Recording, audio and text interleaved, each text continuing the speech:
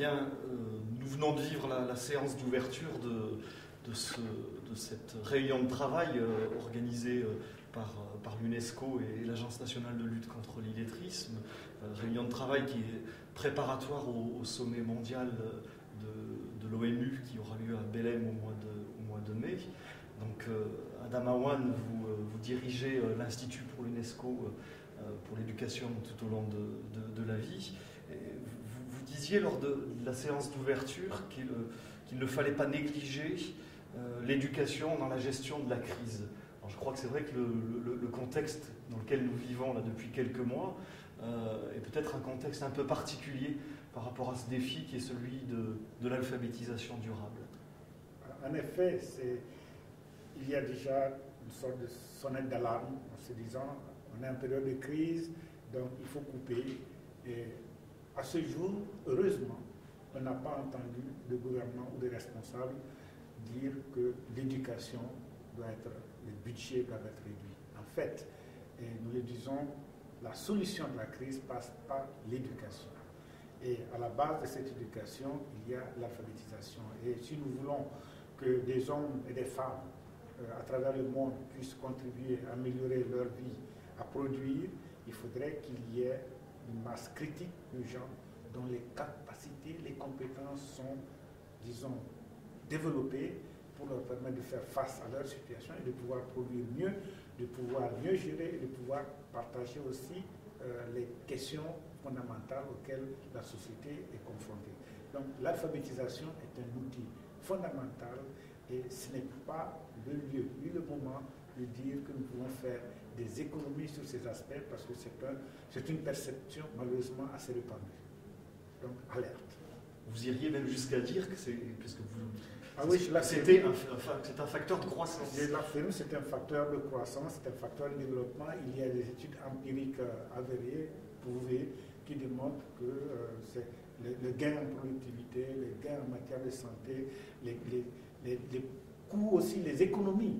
Donc pour la sécurité sociale, pour les caisses de retraite, sont énormes si les gens sont bien éduqués, bien alphabétisés, ont les compétences nécessaires pour pouvoir gérer leur compte. Lors du premier forum mondial pour l'éducation tout au long de la vie, que vous évoquiez tout à l'heure, vous avez eu une formule qui nous est chère à l'Agence nationale de lutte contre l'illettrisme. Vous avez dit que l'acquisition de compétences et de valeurs nouvelles est un processus complexe qui recouvre la vie dans toute sa longueur, mais aussi dans toute sa largeur. Est-ce que vous pourriez préciser ce concept d'éducation tout au large de la vie? Si je pouvais parler de sa profondeur aussi, en fait, c'est en réalité, c'est ça. Je pense qu'il y a des lieux, donc des lieux de vie, des lieux de formation, des lieux d'apprentissage. Et quand nous disons l'éducation tout au long de la vie, nous avons généralement vu un axe plutôt vertical, donc de la petite enfance à l'âge adulte, on dit du berceau au tombeau, pour reprendre. Mais en même temps, la dimension de la vie, eh bien, elle est aussi latérale, elle est aussi large. Il y a donc tous les lieux de vie, de production, donc à l'école, dans la famille, sur le lieu de travail, à travers les médias, c'est tous des lieux où nous apprenons et où nous appliquons ce que nous apprenons. Donc, cette dimension largeur et profondeur de la vie est une dimension que le concept d'éducation tout au long de la vie ne traduit pas toujours. Et donc, il est important, sur le plan conceptuel, qu'on se dise que c'est une éducation qui couvre aussi tous les aspects de la vie, tous les lieux où l'individu en tant que tel se trouve pour vivre, pour partager, pour gérer, pour participer à la vie de la cité. Donc vous voulez dire que tous les espaces de vie, qu'ils soient sociaux, familiaux, éducatifs, culturels, sportifs, sont concernés. Absolument. Alors comment percevez-vous ce discours que nous avons assez souvent dans les pays du Nord, qui consiste à dire qu'aujourd'hui, même si l'école est très importante, elle ne peut pas tout toute seule et qu'il faut tenir compte aussi de l'environnement extérieur, de ce qui est à côté de l'école, à l'extérieur de l'école. Est-ce que c'est la même réalité partout? Est-ce qu'il y a l'école, est-ce qu'elle est la même partout? Oui, en réalité, c'est l'idée, ou le concept d'éducation tout au long de la vie épouse cette idée-là. Parce qu'en fait, l'école n'est qu'un moment, un lieu infime dans la vie des individus et dans les systèmes d'apprentissage. C'est quoi? Peut-être si on inclut la petite enfance jusqu'à l'âge de 25 ans pour des formations, peut-être au-delà, post-doctorales, et puis on rentre dans la production, on rentre dans la... Mais même là, l'école, c'est un moment de la journée. Avant l'école, on est dans la famille. Après l'école, on est dans la communauté, on est sur des lieux de loisirs. Alors, tous ces lieux sont des lieux d'apprentissage et de formation. Et l'idée, le concept d'éducation tout au long de la vie, essaie justement de situer l'école comme étant un segment, un vecteur, un lieu de cet apprentissage qui est beaucoup plus holistique, qui a d'autres dimensions, et ne pas faire de l'école le seul lieu, le seul facteur de formation, d'éducation. C'est ça cette idée, en disant c'est important, et cette école aussi, elle doit être changeante parce que la vie évolue. Donc il faudrait que les contenus de formation, les curricula, les méthodes, les personnels soient constamment mis à jour. Vous évoquiez aussi dans votre location d'ouverture, je dirais, ces leçons que tout le monde doit tirer on va dire de cet échec relatif quand même du monde occidental qui a mis en place une scolarisation obligatoire depuis très longtemps et qui malgré tout, même Geoffroy le citait aussi dans son propos d'introduction, malgré tout, nous avons 3 millions d'adultes en France en situation d'illettrisme. Quelles leçons en tirez-vous, puisqu'il s'agit aussi de mutualiser des pratiques, comment réagissez-vous? Oui, en fait, c'est toujours la même problématique. C'est d'une part, ne pas penser que l'éducation se résume à l'école et ne pas penser que l'école, c'est le lieu d'alphabétisation. Et une fois qu'on a acquis l'alphabétisation, c'est acquis à vie. Et c'est là aussi, on se rend compte, et c'est là toutes les difficultés que le public a à comprendre, que des gens qui ont une scolarisation gratuite, obligatoire, soient dans des situations d'illettrisme. Parce qu'on pensait qu'avec l'accès à l'école, le problème a été résolu. Et c'est là, l'école reste un lieu, un moment. Et en dehors de l'école, il faut pouvoir continuer à maintenir, à développer, à promouvoir, à entretenir des compétences et même à en acquérir de nouvelles parce que la vie change, les conditions changent.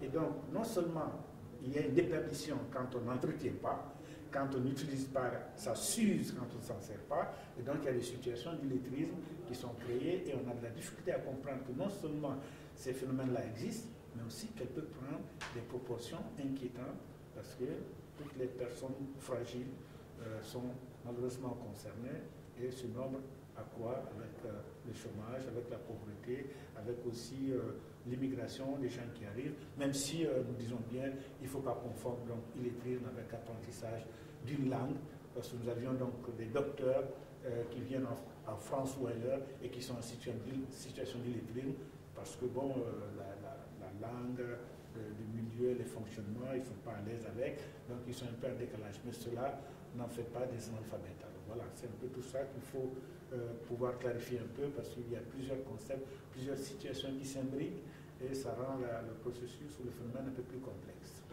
Alors, vous qui avez une position avec l'UNESCO qui est une position globale, mondiale, est-ce que vous pensez qu'il y a une spécificité francophone dans le traitement de l'alphabétisation, de la lutte contre l'illettrisme? Est-ce que vous pensez qu'il y a quelque chose pour les autres pays à retenir de cette...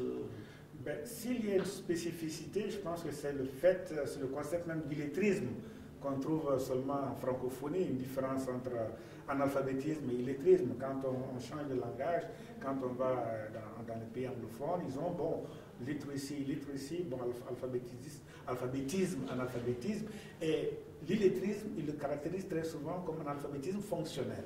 C'est-à-dire, donc, c'est vraiment situationnel. Alors que dans la communauté francophone, on a trouvé un terme pour essayer de refléter cette situation qui est celle de sociétés majoritairement lettrées ou qui sont quand même confrontées, où il y a des gens qui sont confrontés à des situations qui sont pratiquement identiques à l'analphabétisme. C'est parce que des situations où on n'est pas autonome, on n'est pas capable de pouvoir gérer sa vie, d'utiliser l'écrit dans des contextes où cela est requis. Et en plus, avec le développement, donc la technologisation, je dirais, de la société, il y a de nouvelles compétences, de nouveaux acquis qui sont nécessaires. Et face à toutes ces situations, il y a donc... alors dans le monde francophone, nous avions donc un continuum. donc de l'analphabétisme à l'illettrisme.